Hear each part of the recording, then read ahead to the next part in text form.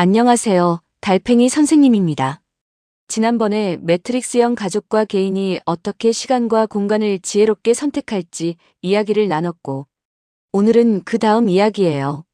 개인이 아무리 잘 준비해도 혼자 힘으로는 감당할 수 없는 시대가 오면 어떻게 해야 할까요? 이 문제를 생각하지 않을 수 없을 만큼 우리나라는 초고령화 사회로 진입했고, 세계에서도 유례없이 제일 빠른 속도로 노인 인구가 많아지고 있습니다. 이 문제가 노인 문제인데 노인은 별종의 사람이 아니죠. 어느 날부터 생긴 세대도 아닙니다. 우리 모두는 늙어가는 사람입니다. 어린아이도 청년도 늙습니다.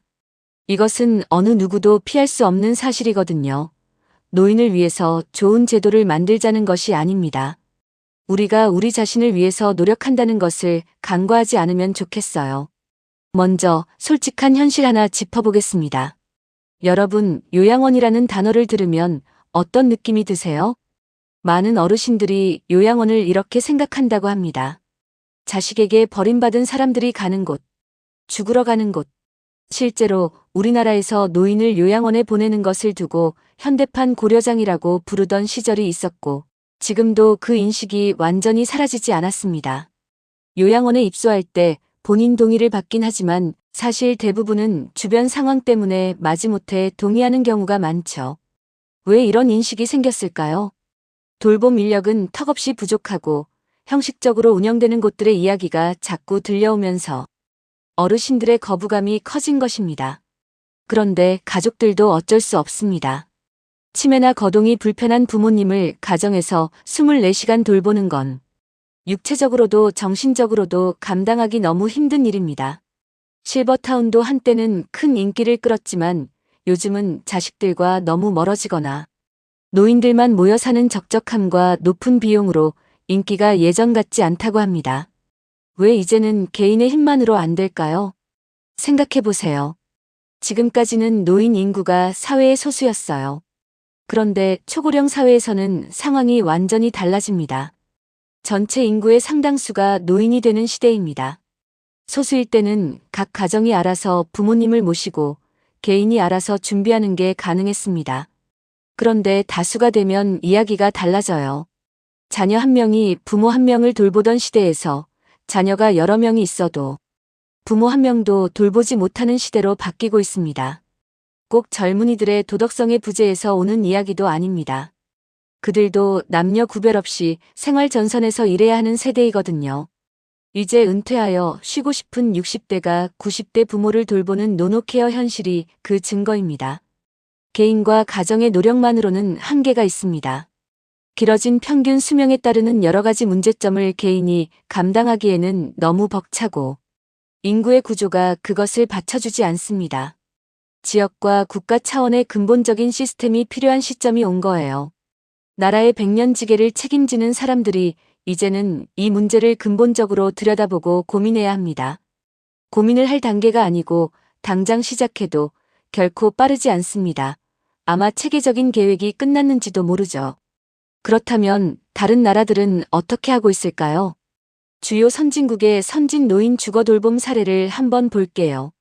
가족 구조의 해체와 고령화를 우리보다 먼저 겪은 선진국들은 법제도와 건축을 결합하여 매트릭스형 가족, 사회의 대안을 제시하고 있습니다. 첫 번째는 덴마크의 요양원을 없애겠다는 선언입니다. 덴마크는 1987년 세계 최초로 더 이상 전통적인 요양원을 짓지 않겠다고 놀라운 선언을 했습니다. 시설 중심에서 재가 중심으로의 법적 전환을 하고 시니어 코하우징을 만들었습니다. 시니어 코하우징은 노인들이 각자 독립된 주거 공간을 가지되 대형 공동 주방, 거실, 정원을 공유하는 형태입니다. 이것은 시사하는 바가 매우 큽니다.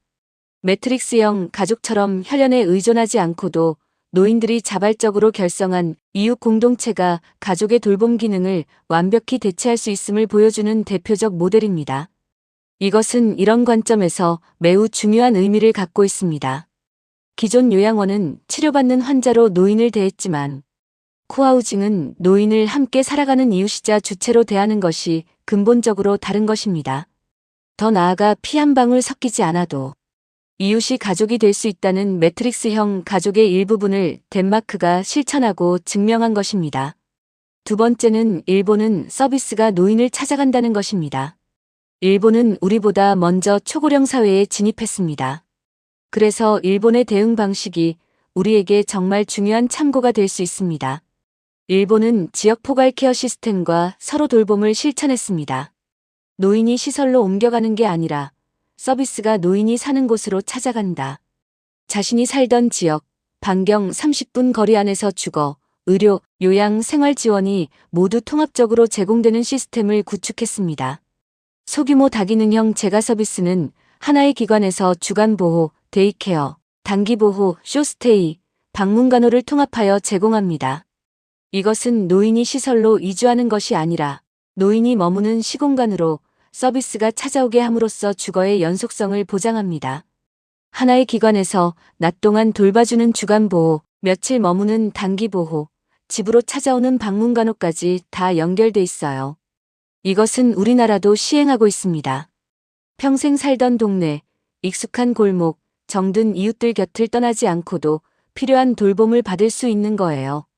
이사 가야 한다는 두려움 없이 내가 살던 곳에서 늙어갈 수 있는 것은 그야말로 노인의 마음을 편안하게 해줍니다. 세 번째는 미국은 건강할 때부터 끝까지 한 곳에서입니다.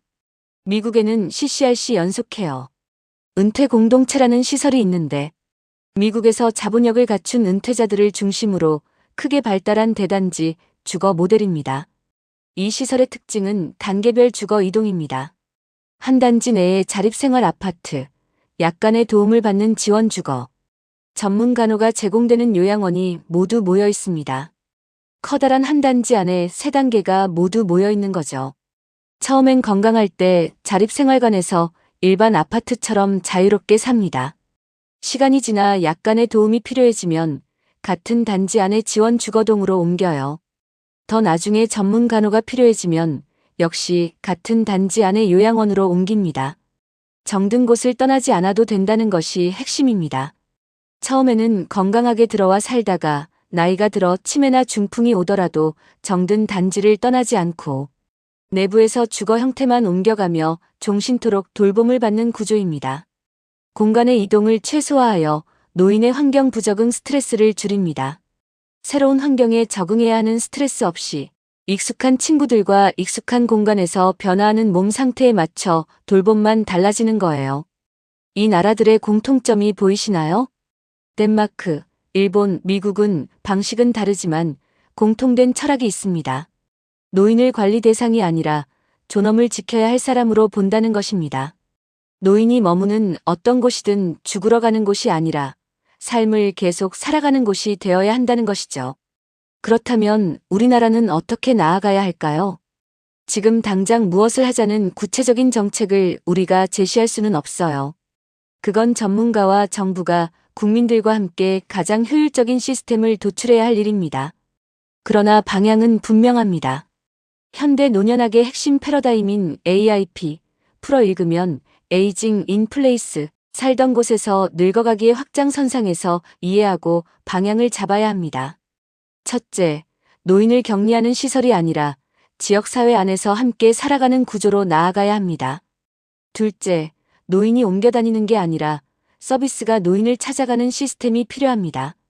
셋째, 한번 자리 잡으면 끝까지 그곳에서 단계별 돌봄을 받을 수 있는 구조가 필요합니다. 가장 중요한 것은 우리 모두의 인식이 바뀌어야 하죠. 노인의 삶을 존엄하게 인식하는 것이 중요하다고 봅니다. 노인 세대가 사회의 한 귀퉁이가 아니라 사회를 함께 만들어가는 주체로 살아갈 수 있게 해야 하지 않을까요?